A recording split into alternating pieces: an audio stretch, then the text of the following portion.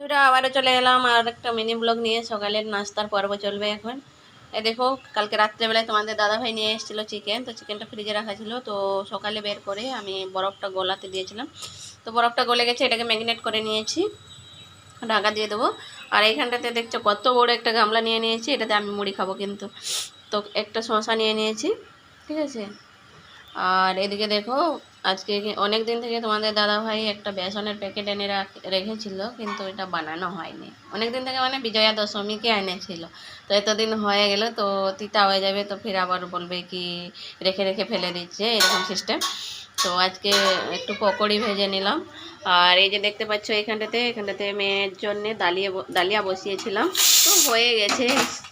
তো এটা শুধু সিটি বার হতে গ্যাসটা বের হয়ে গেলে ওদেরকে খাওয়াবো। মেয়েকে সেরেলাক্স খাইয়ে নিয়েছি।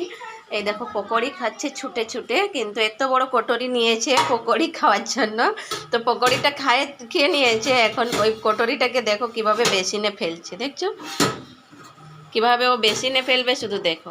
এই দেখো, মানে এইটুকু মানুষ, ওর হাত যায় না ওখানে, তবু ও খেয়ে ও জানে যে এটা জুঠা আছে, এই বাসনটাকে আমাকে এখানে রাখতে হবে, ঠিক আছে। তো ও এখানে এনে রেখে দিয়ে গেল। আর এ দেখো খেয়েছে আমার বড় মেয়ে নিয়ে করে, ও পড়তে বসেছে, আর কটরিটা দিয়ে এর হাতে পাঠিয়ে দিয়েছে। তো ও এনে ওইখানে ফেলেছে। কি কি হলো বলো, এই বলো বলো।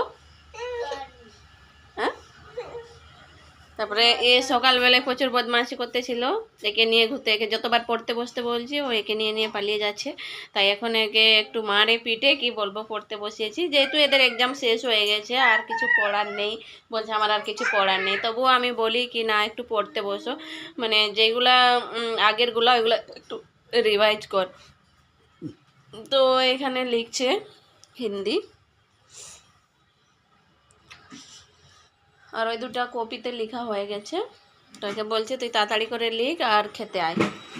তো আমার আর লোভ সামলাচ্ছে না, যাচ্ছি পকোড়ি গরম গরম আর মুড়ি খাবো। তো বন্ধুরা, আমার মিনি ব্লগটা কেমন লাগলো অবশ্যই একটা লাইক কমেন্ট করো, আর এরকম আরও মিনি ব্লগ দেখতে হলে আমার ভিডিওতে কমেন্ট করো, আমি আরও নতুন নতুন ভিডিও নিয়ে আসবো।